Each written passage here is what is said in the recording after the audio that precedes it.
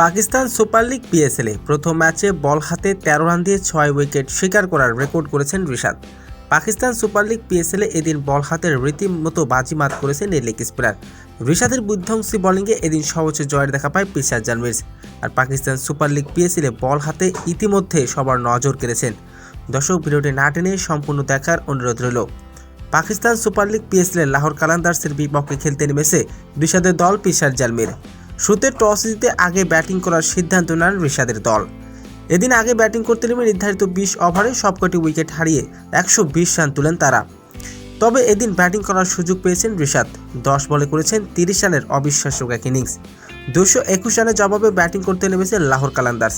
শুরু থেকে চাপে রেখেছে লাহোর কালান্দার্সের ব্যাটাররা।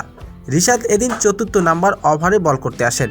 বল হাতে রীতিমতো বাজিমাত করেছেন এই লেগ স্পিনার। প্রথম ওভারে তুলে নেন হ্যাটট্রিক। রিশাদের হ্যাটট্রিকে এদিন জয় নিশ্চিত করেছে পেসার জালমির।